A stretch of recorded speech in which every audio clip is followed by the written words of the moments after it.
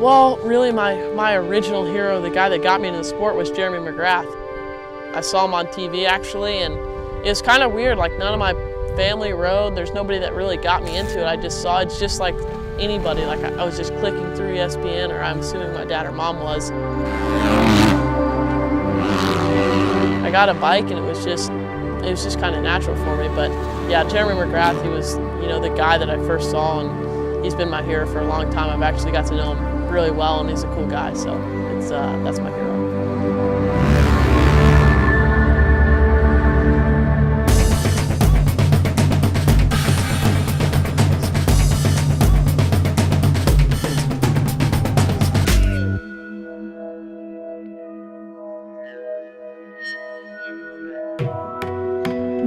My parents, they've been there the whole time. Those are really the only people that have been there through everything. Obviously, they come to the races, and through my bad times, my good times, they know me more than I know myself. The transition from the amateurs to the pros is going to be different in many ways. Obviously, it's a whole different schedule. You race for points. As amateurs, you never race for points. You do 2 motos, and that's your championship. It's just different. You're going to have to be consistent. The intensity is unbelievable. We'll see. I think it's going to be gnarly, but I think it'll be good, and I have all the right people around me to make it as easy as possible. There's definitely fond memories of when I was on a Super Mini. Obviously, when I first got on the 85 from the 65, it was like, wow, this thing is so much bigger, and I was hanging off the side of it like this, and it was really the same thing on a Super Mini. You get up again, it's like, oh, I have so much more power, and it's your new favorite bike. You got the new Super Mini, or all your other friends still have 80s. You're like, yeah, man, I'm on 100. These wheels are all big, and then you get on 250F, and it's like it gets real. Like, it starts getting gnarly. People start running into you and revving up at you, coming in the corners, but. At the same time, do I want to go back to a Super Mini? No. I love the 250F, and I love everything about it. This first time I rode it was here a few months ago, and it was unreal. It's just like, this is what I was going to be riding for pretty much the next 6 or 7 years, and it's like, yeah, this is the bike I get to ride. It's interesting because with some of the riders like Cianciarulo and that are having a lot of success at a young age, it seems to come really easy to them. And I've been around long enough, been through my own career, raced against guys that I thought were just amazing riders, but they didn't make the transition to the pro. It's really hard to keep it all in perspective. But the number one thing is you gotta work hard. And there's no guarantees to any of it. There's a lot of luck involved in all of it, but the one thing I will say is that the harder you work and the better choices you make, the luckier you're gonna get. Yeah, Adam's, he's cool. He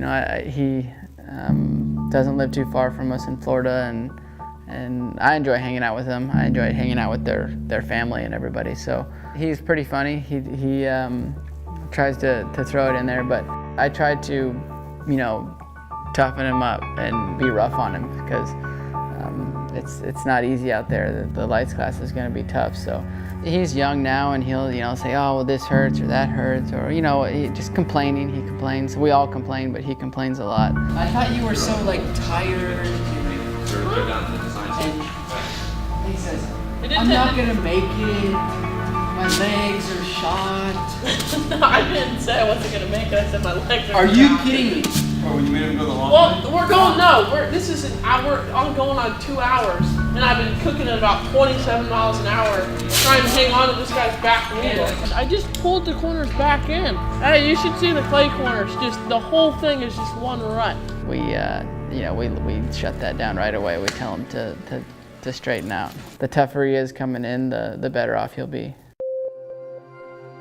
I met Ryan back at the Cowie Supercross track a long time ago when I was getting ready for US Open, and I think, we kind of got along, and the opportunity opened up when he got a facility in Florida, and I think it just worked out really. It's not too far from my house, and we're pretty good friends, so obviously it's going to be a huge help making my transition to the pros.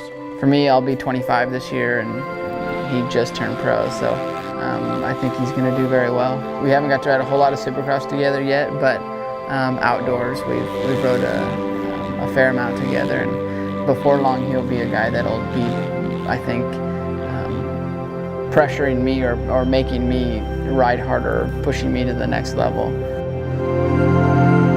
Sometimes it's just over and over and over. You get stuck in a rut, you do the same thing every day, so it's good to have someone there to push you to the next level. Training with Ryan and all those guys, it helps me out tremendously. You get to see how they prepare for that. You see them and they're training so hard. If they're training that hard, it's obviously because the races are very hard. You can go out and you can win every race as an amateur, and then you can go to your pro career and never win a race, and if you sum up your career was bad, really.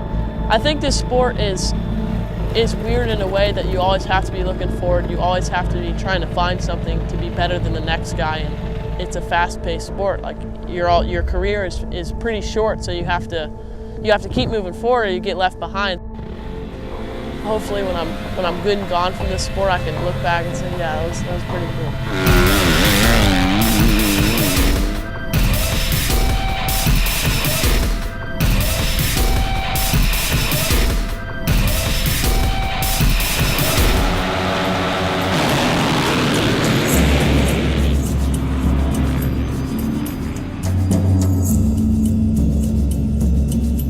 It's a race if Ryan wants it to be, I can tell you that. Nobody drives and puts in the work and puts in the effort to go there and not win, so. You know, if he comes into the farm and he's got an irritated look on his face, it's gonna be a bad day for everyone else. This is the only thing I know, this is the only thing I've ever done, so I can't compare it to anything.